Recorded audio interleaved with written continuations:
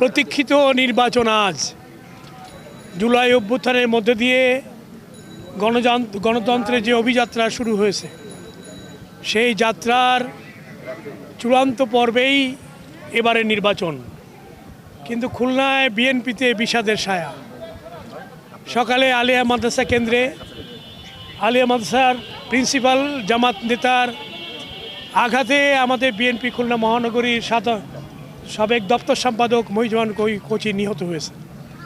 আমরা অবিলম্বে প্রিন্সিপাল এবং তার সহযোগী মাহবুবের গ্রেপ্তার দাবি জানাচ্ছি এবং যারা নির্দেশ দিয়েছেন তদন্ত করে তাদেরকেও আইনগত ব্যবস্থা গ্রহণের দাবি জানাচ্ছি।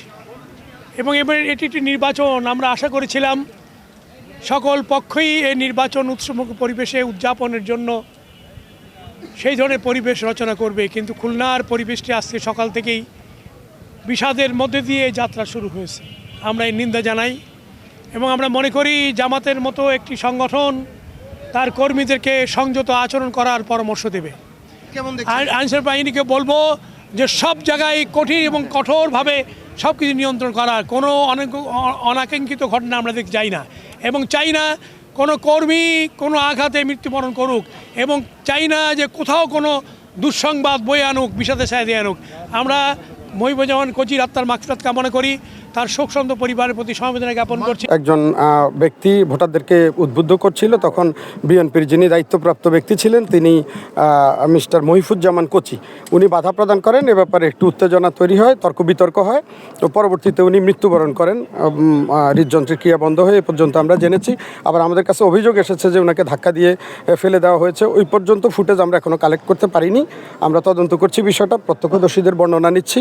ফুটেজ কালেকশন করতে পারলে জিনিসটা ক্লিয়ার হয়ে যাবে। আমরা তারপরও মনিটর করছি, হসপিটালে গিয়েছি, পর্যবেক্ষণ করছি, পরিবারের সঙ্গে যোগাযোগ রাখছি। তারপরে মিছিলটা করলাম, লাস্ট মিছিলটা। আর আমরা সেই ক্লাস ফ্রেন্ড, ছোটবেলা থেকে বন্ধুত্ব, মানে এত আন্তরিক। নিয়ে নিলে হলো একটা মাত্র। আমরা দেখছি যে কথা কাটাকাটি হচ্ছে, তো আমরা আমাদের যে প্রসেস বাসি দিয়ে আমরা মানে আমাদের ছত্রভঙ্গ করার যে প্রসেস আমরা সেটাই করছি। আমরা দুই পক্ষ আলাদা করে দিয়ে একটা পার্টি বাইরে দিয়ে আর একটা পার্টি আমরা ভিতরে বলতে আমরা বাইরেই দিতে চেয়েছি, কিন্তু উনি বলতেছে আমার বাসায়। এরপর আমরা আছে যে বিএনপি যে নেতাকর্মী ছিল আপনাদের, তাদেরকে আমরা বলছি যে আমরা তার সাথে কথা বলে বাইরে পাঠিয়ে দেওয়ার ব্যবস্থা করতেছি।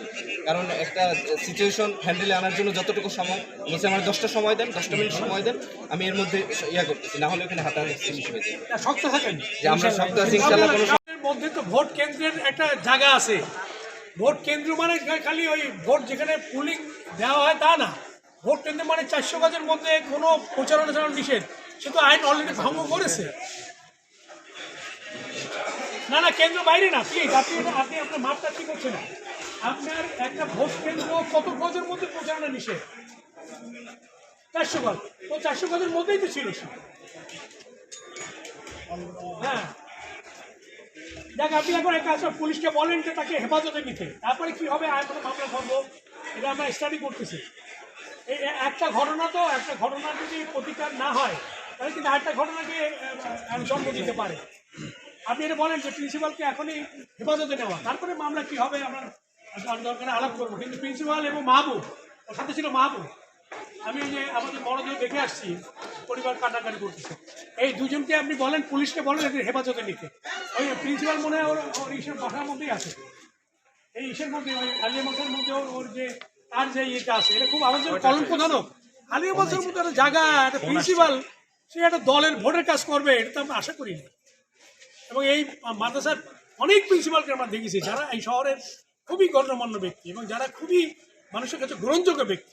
এবং এবারই প্রথম একটা কলঙ্ক করলো আলিয়া মাদ্রাসা যে প্রিন্সিপাল নিজেই ভোটের কাজ করতে গেলে দলে। আপনি এটা দেখেন প্লিজ।